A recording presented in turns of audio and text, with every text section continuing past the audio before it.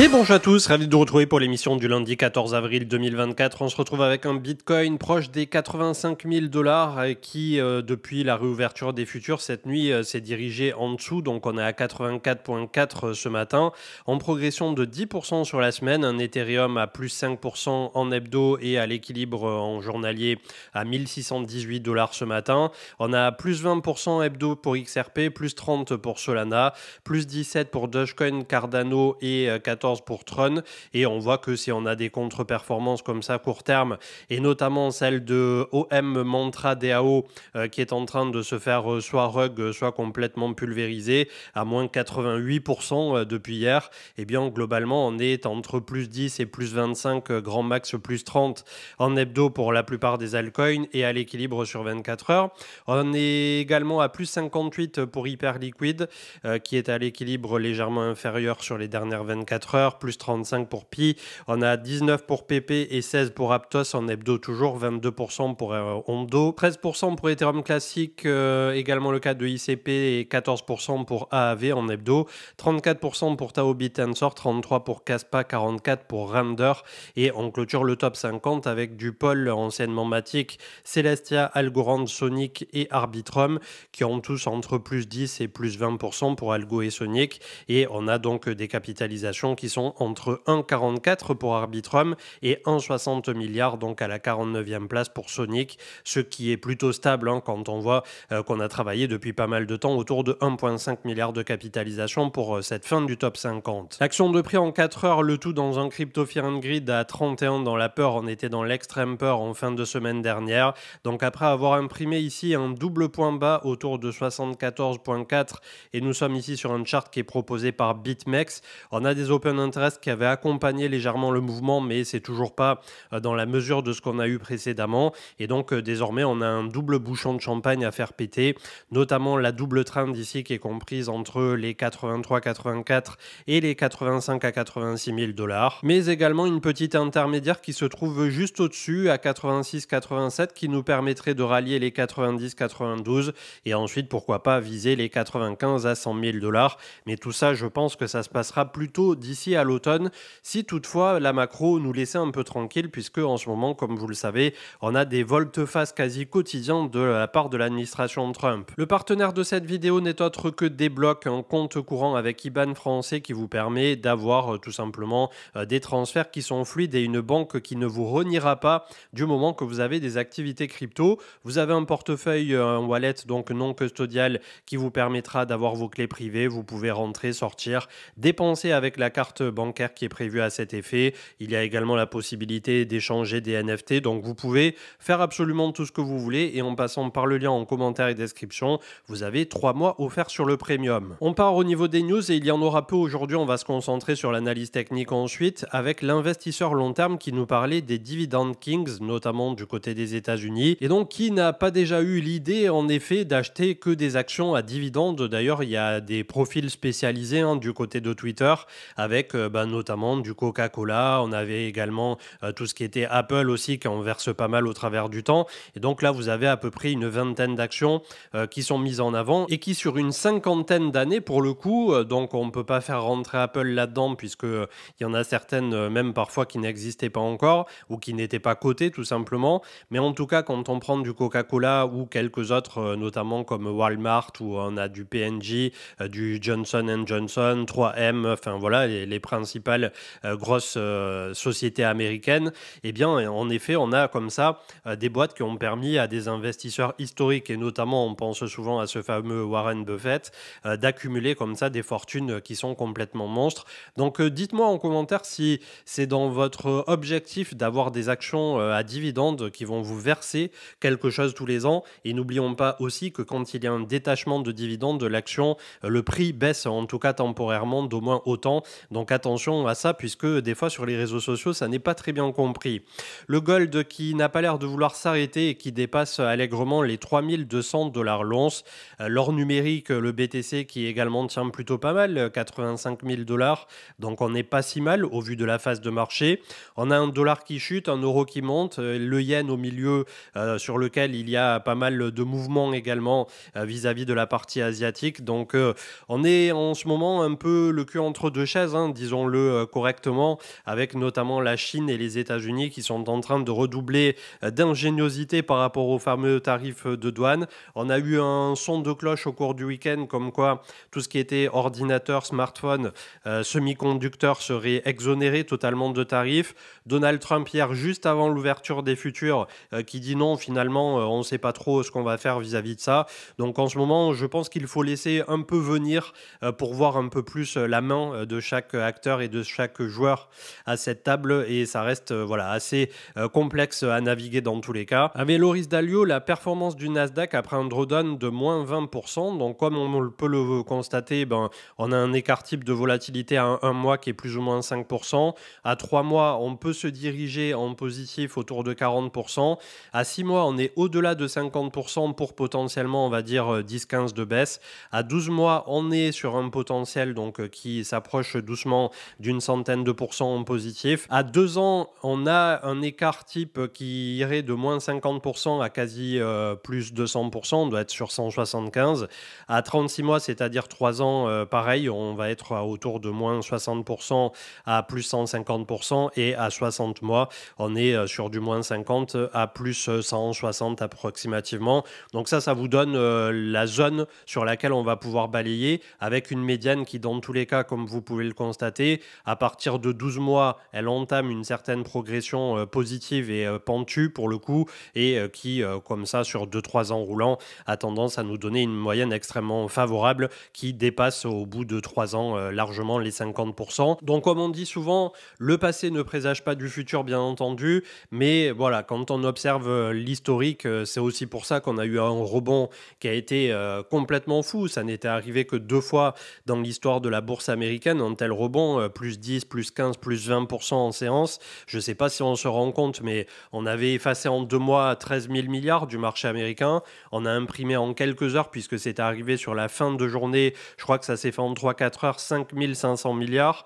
Le tout avec un Donald Trump qui disait c'est peut-être le bon moment d'acheter des actions quelques heures avant de faire la révélation de la pause des tarifs pendant 90 jours. Donc vraiment là, les États-Unis en ce moment, c'est bien parti dans tous les sens, et je ne sais pas comment ça va se terminer justement. On a Solid Intel qui reprenait donc le CEO de BlackRock qui disait que très certainement que nous sommes dans une récession à présent. Donc c'est exactement ce que je vous disais quelques émissions en arrière. Ils vont jouer le terme récession. Ils vont essayer de faire peur un maximum de temps à un maximum de gens. Et d'ailleurs, le consumer sentiment du côté des États-Unis est en train de faire un nouveau point bas. On est en train de passer sous la moyenne, alors qu'on était autour de 100 entre 2019 et 2020. Alors bien entendu, il y a eu le décrochage au moment du Covid, mais vous voyez que depuis tout ce temps, c'était pas si catastrophique. C'est marrant d'ailleurs de voir qu'en 2022, quand il y a eu le fameux moins 22 à moins 28% entre le S&P et le Nasdaq du côté du marché américain, quand on avait eu des grosses corrections, notamment du côté des actions comme Nvidia, comme Meta, Facebook, Amazon. On avait quoi encore on avait Netflix qui avait pris moins 75%. Tout ça, on l'avait vu à cette époque sur la chaîne d'ailleurs. Et donc, on avait un sentiment qui était vraiment très très bas à ce moment-là, et on risque de faire un nouveau point bas par rapport au sentiment qu'on avait en 2022. Point bas qui, historiquement aussi, devrait nous donner le point d'entrée dont vous avez déjà dû profiter très largement ces derniers jours, je pense. Quand on va du côté de notre Discord aussi en TradFi sur les ETF, vous avez été beaucoup à en profiter. Du côté des cryptos, peut-être un peu moins, mis à part pour ceux qui vraiment sont convaincus de leur DCA du côté de Bitcoin et d'Ether. Personnellement, comme j'ai pas suffisamment vendu sur ce cycle, je vais pas me mettre à racheter immédiatement, vous en doutez bien. Donc j'ai des zones bien établies pour Bitcoin et pour Ether. Si on revient sur ces zones, bien entendu que je me remettrai à payer avec le peu de cash que j'ai réussi à mettre de côté sur ce cycle. Dernier sujet du jour, mais qui est le sujet principal finalement. Hier, j'ai demandé à Grok quelle est la volatilité implicite du Bitcoin depuis 5 ans pour mesurer tout simplement ce qui s'est passé, et notamment depuis le Covid, puisque ce qui nous intéresse, on a un monde financier qui vraiment a été transfiguré à compter de ce printemps 2020, c'est de voir quel a été l'impact du côté du Bitcoin. Est-ce qu'on continue d'avoir une volatilité à long terme qui n'a de cesse d'être cassée, ou est-ce que tout simplement on va continuer d'avoir une volatilité de plus en plus grande? Donc on a une volatilité en 2025 annualisée, c'est on va dire un écart type moyen de 54,6%. La tendance générale démontre que au long terme, cette fameuse volatilité a tendance à diminuer, signe d'une maturité croissante du marché d'après Grok. Par exemple, en 2023, la volatilité moyenne sur 60 jours était à des niveaux historiquement bas malgré une forte hausse des prix. La comparaison historique en 2018 avec une volatilité annualisée qui était proche de 90%, tombant à environ 65 en 2023. Donc là, petit à petit, on va pouvoir faire une moyenne. Estimation sur 5 ans avec des datas qui, bien entendu, devraient être recoupées. Il faudrait faire avec plusieurs IA différentes et notamment ChatGPT et recouper nous-mêmes ensuite les datas. Donc je vous invite à ne pas prendre tout ça pour argent comptant, mais ça nous donne une direction dans tous les cas. Et donc selon lui, sur 5 ans, la fourchette typique annualisée se trouverait entre 40 et 70%. Et là où ça devient intéressant, c'est dans le second poste. Je lui ai demandé, en se basant sur ses projections et donc un retour diminué de volatilité, qu'en sera-t-il dans 5 ans de plus? Donc là aussi, il nous le met en garde directement et j'ai trouvé ça plutôt bien fait de la façon dont il répond sur le fait que ces hypothèses restent spéculatives car ça dépend de nombreux facteurs imprévisibles, adoption, régulation, maturité du marché, innovation technologique et conjoncture économique. Cependant, en se basant sur la tendance observée, en prenant en considération donc le fameux ratio de 40-70%, en se projetant donc sur une maturité du marché, à mesure que le Bitcoin gagne en adoption institutionnelle et que les volumes de dérivés options futures augmentent, la volatilité implicite tend à se stabiliser.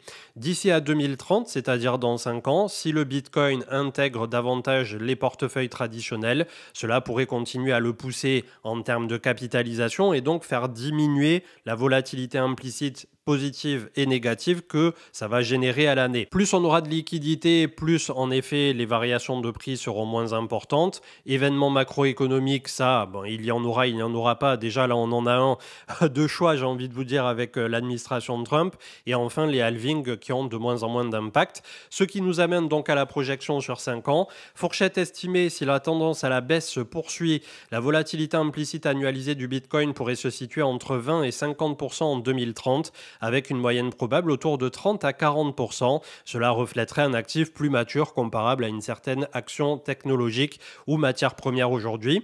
Il nous donne 3 scénarios. Le scénario baissier, en cas de régulation stricte ou de ralentissement de l'adoption, on pourra avoir des pics épisodiques qui ramèneraient la volatilité à 60-70%.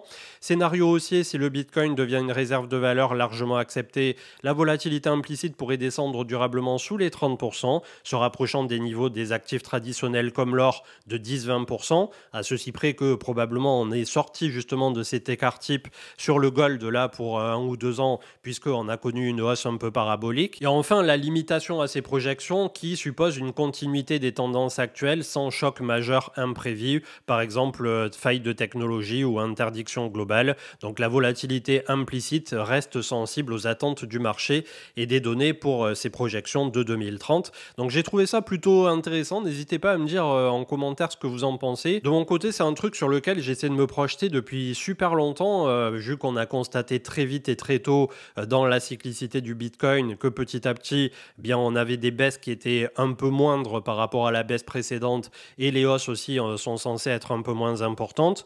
Là, on a eu un gros bloc sur 2024 avec l'arrivée des ETF. Ça a été le meilleur lancement de tous les ETF confondus qu'est lancé BlackRock. Donc, on n'est pas sur un petit P de mouche pour le coup dans l'océan financier, bien que le marché crypto aujourd'hui à 2640 milliards, et j'y viens dans un instant, reste un tout petit justement P de mouche dans cette océan de finance. Mais d'un point de vue des ETF, ça a marqué, je pense, les États-Unis et ils ont pris conscience que vraiment il y avait quelque chose à faire de ce côté-là et c'est pour ça que même BlackRock aujourd'hui conseille de mettre 1-2-3% à n'importe quel gestionnaire de fortune ou de fonds tout simplement au niveau des placements qu'ils pourraient mettre et notamment dans Bitcoin qui a été jusqu'ici le grand choisi de par les institutionnels. L'analyse technique avec les 2630-2640 milliards où nous attend la moyenne mobile 50 hebdo à 2620 juste en dessous.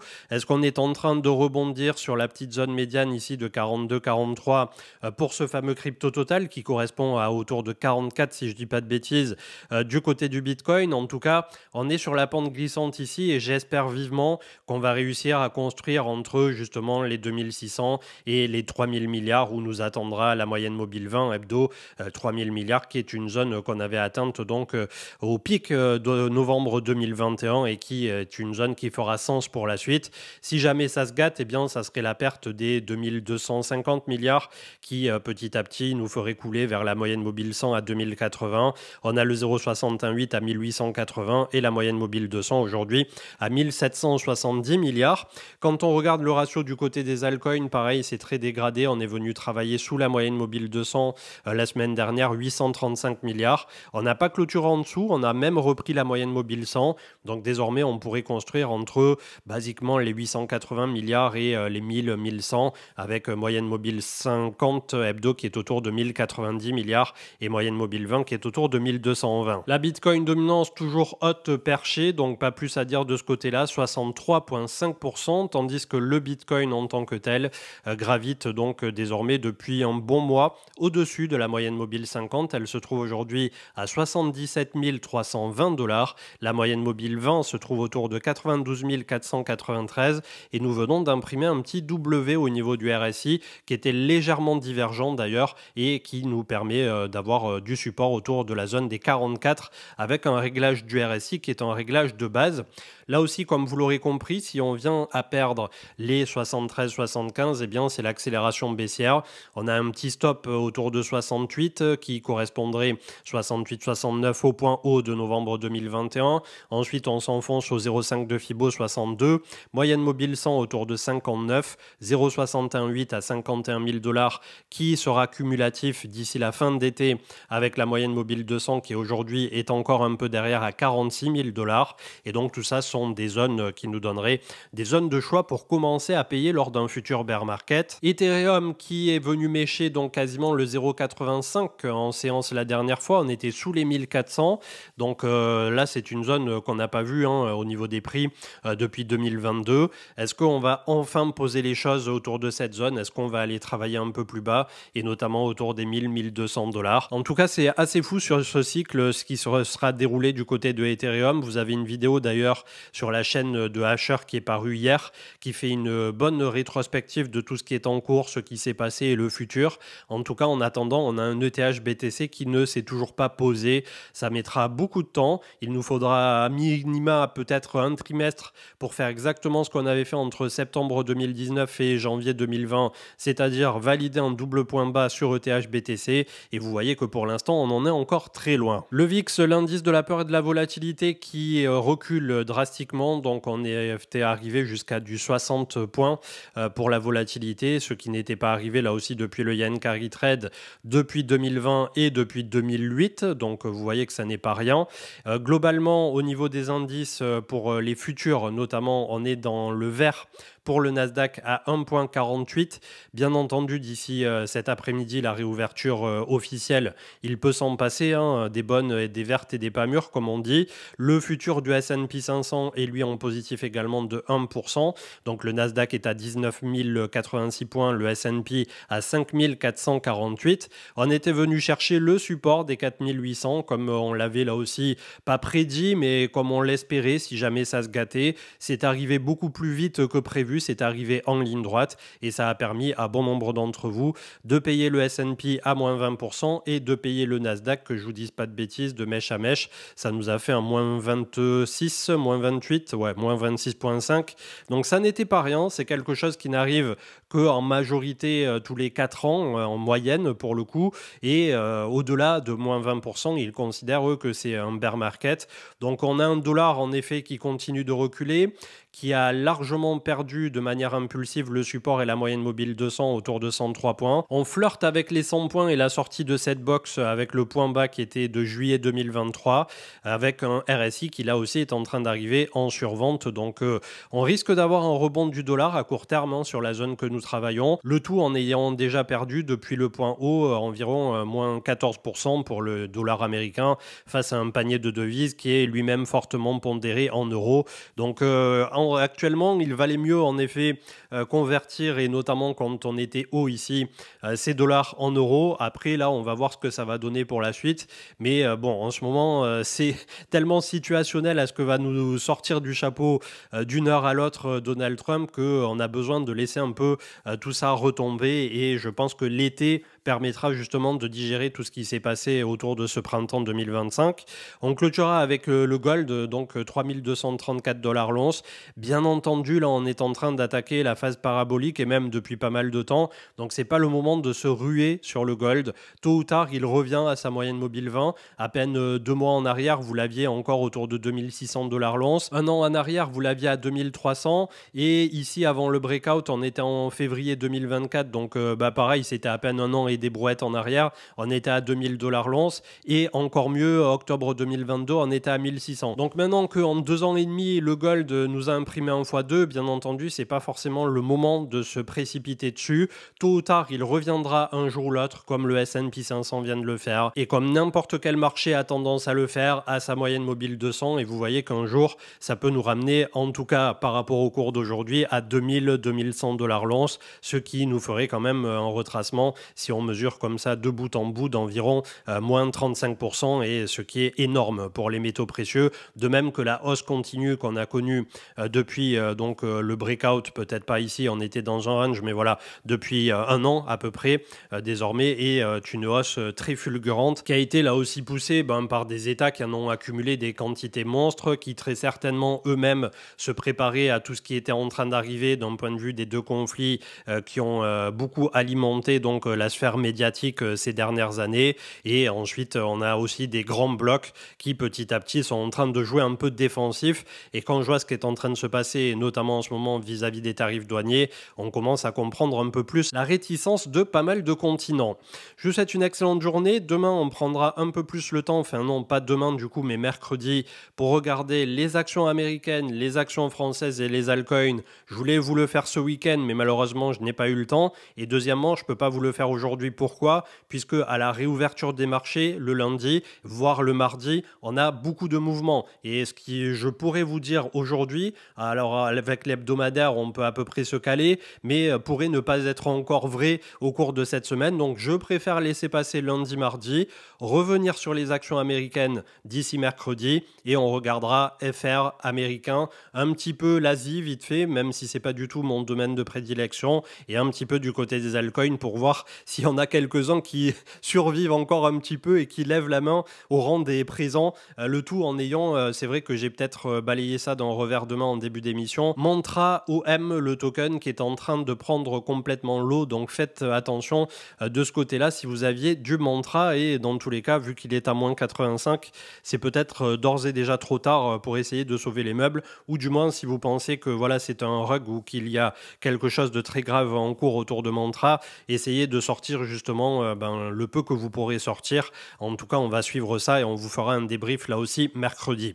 Très bonne journée, très bon début de semaine. Essayez de profiter justement des opportunités qui sont en train de se mettre en place. On en a eu des moins 20% et plus. Peut-être qu'on en aura d'autres d'ici l'été. Dans tous les cas, vous voyez que pour les plus patients d'entre vous, tous les 2, 3, 4 ans, des opportunités assez monstres multimarchés viennent directement à vous. Le but, c'est en tant qu'investisseur, est-ce que j'ai la patience justement d'attendre ces 2 années, ces 4 années pleines pour tirer mes cartouches? Et ça, c'est très difficile quand on est un investisseur aujourd'hui dans un monde aussi médiatisé, dans un monde où tout va très vite, où il y a toujours plus d'informations. On a l'impression en permanence d'être sur le banc de touche et de passer à côté de la bonne opportunité. Mais vous voyez que comme le fait Warren Buffett avec ses 330 ou 350 milliards en cash aujourd'hui, une fois que vous avez un patrimoine, une fois que vous prenez du recul, eh bien il est régulièrement opportun de prendre un pas de recul de temps en temps pour mieux sauter ensuite. Et c'est exactement ce que font les investisseurs, les vieux de la vieille, dès qu'ils voient des écarts types comme ça justement, avec notamment le S&P qui a poussé 30% l'an dernier, et derrière on en a payé donc les conséquences avec un moins 21,38 pour le moment.